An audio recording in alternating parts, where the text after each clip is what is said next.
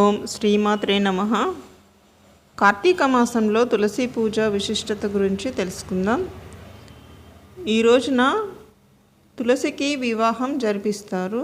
ఇంతకీ తులసి చెట్టుకు ఎవరు తాళి కడతారు, ఎవరితో వివాహం జరిపిస్తారు, ఈ విషయాల గురించి తెలుసుకుందాం. అంతకంటే ముందుగా అయితే మన ఛానల్ని ఎవరైనా మొదటిసారి చూస్తున్నట్లయితే ప్లీజ్ లైక్ చేయండి, షేర్ చేయండి, సబ్స్క్రైబ్ చేసుకోండి. అలాగే పక్కనే ఉన్న బెల్ ఐకాన్ కూడా క్లిక్ చేసి పెట్టుకోండి.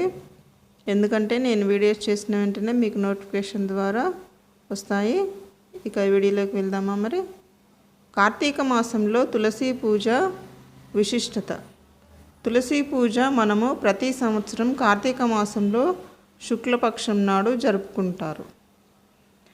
ఈ రోజున తులసికి వివాహం జరిపిస్తారు. ఇంతకీ తులసి చెట్టుకు ఎవరు తాళి కడతారు, ఎవరితో వివాహం జరిపిస్తారు, ఎందుకు ఈ పండుగను జరుపుకుంటారో తెలుసుకుందాం. హిందూ పురాణాలలో తులసీదేవిని బృందగా పిలుస్తారు. ఈమె కాలనేమి అనే రాక్షసుడికి అందమైన కూతురు. ఈ యువరాణి జలంధర్ అనే రాక్షసుడిని వివాహం చేసుకుంటుంది.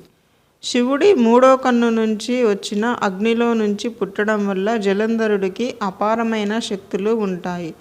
జలంధరునికి దేవుళ్ళంటే అసహ్యం, కానీ దేవుళ్లను అమితంగా ఆరాధించే బృందను ప్రేమిస్తూ ఉంటాడు. ఆమె మహావిష్ణువుకు మహాభక్తురాలు. ఆ యువరాణితో పెళ్లి తర్వాత ఆమె భక్తి పవిత్రత వల్ల జలంధరుడికి మరింత శక్తి పెరిగిపోతుంది. ఇది ఎంతలా అంటే ఆఖరికి ఈశ్వరుడు కూడా జలంధరుడిని ఓడించలేకపోతాడు. అతని మూర్ఖత్వంతో శివుడినే ఓడించి ఈ సమస్త విశ్వానికి అధిపతి కావాలని జలంధరుడు కలలు కంటాడు.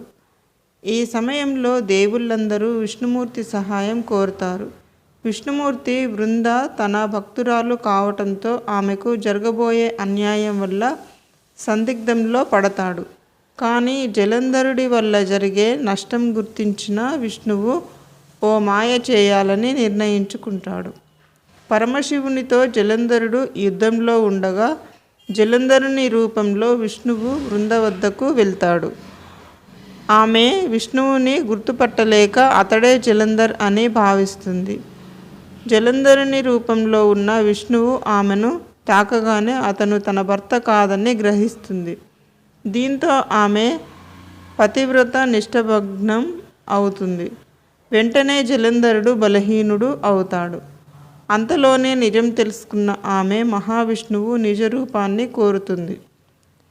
ఆమె తను పూజించిన దేవుడే తనను మాయ చేశాడని తెలుసుకొని బాధపడుతుంది.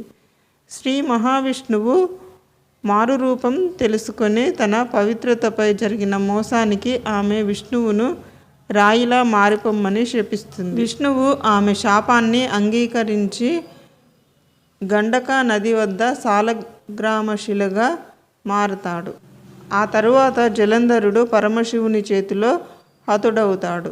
దీంతో ఆమె బాధపడుతూ తన జీవితాన్ని కూడా ముగించాలి అనుకుంటుంది.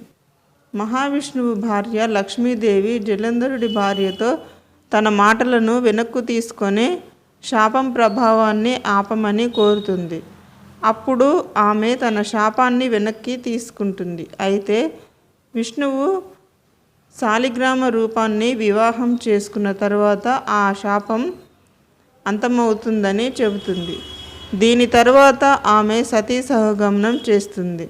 ఆమె దేహం పూర్తిగా కాలిపోయిన తర్వాత ఆమె బూడిద నుంచి తులసి మొక్క పుట్టిందని పురాణాలు చెప్తున్నాయి. ద్వాదశ దీపాల గురించి తెలుసుకుందాం. క్షీరాబ్ది ద్వాదశిగా పిలుచుకునే తులసి పండుగ రోజున సాయంత్రం వేళలో తులసి మొక్క దగ్గర ధాత్రి అంటే ఉసిరి మొక్కను ఉంచి విష్ణుమూర్తికి పూజలు చేస్తారు. అలాగే 12 లేదా 16 లేదా 21 దీపాలను వెలిగించి ప్రత్యేకంగా పూజలు చేస్తారు. వీటినే ద్వాదశ దీపాలు అంటారు. ఆ రోజున ప్రతి ఇంట దీపాల కాంతులతో వెలుగులు విరాజిల్లుతాయి. తులసి మొక్కను గౌరీదేవిగా, ఉసిరి మొక్కను శ్రీ మహావిష్ణువుగా పూజించి గౌరీ పూజ చేస్తారు. ఇలా చేస్తే ఆర్థిక బాధలు తొలగి సర్వ సంపదలు కలుగుతాయి అంటారు. కార్తీక మాసంలో ఉసిరి తులసి పూజ చేస్తే ఎంతో పుణ్యఫలం కూడా లభిస్తుంది. తులసి పూజా విధానం గురించి తెలుసుకుందాం. తులసి చెట్టును లేదా తులసి మొక్క తీసుకొని చిన్న మండపంలా ఏర్పాటు చేసుకోండి. మండపం చుట్టూ ఎర్రటి చీరను కట్టండి. లేదంటే తులసి మొక్కను నేరుగా ఎర్రటి వస్త్రంతో చుట్టవచ్చు. ఆ తర్వాత తులసి కొమ్మలకు ఎర్రటి గాజులు వేసి అలంకరించండి.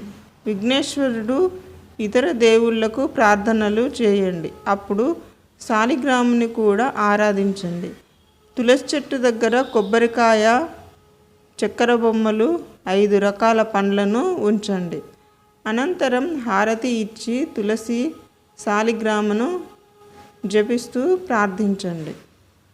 ఈ పండుగ ప్రాముఖ్యత గురించి కూడా తెలుసుకుందాం. తులసికి వివాహం చేయడం వల్ల వివాహ జీవితంలో కష్టాల నుంచి ప్రయోజనం పొందవచ్చు. అలాగే పెళ్లి చేసుకోవడంలో సమస్యలు ఎదుర్కొంటున్న వ్యక్తులు ఈ తులసి పూజను చేస్తే వారికి పరిష్కారం లభిస్తుందని పురాణాలు చెబుతున్నాయి. ఈ పండుగ వివాహ సంబంధిత సమస్యలను తొలగిస్తుందని చెబుతారు. కార్తీక మాసంలో మహాలక్ష్మి స్వరూపమైన తులసి చెట్టును పూజిస్తారు. ఉసిరి చెట్టును నారాయణుడిగా, తులసి చెట్టును లక్ష్మీదేవిగా భావించి పూజలు నిర్వహిస్తారు.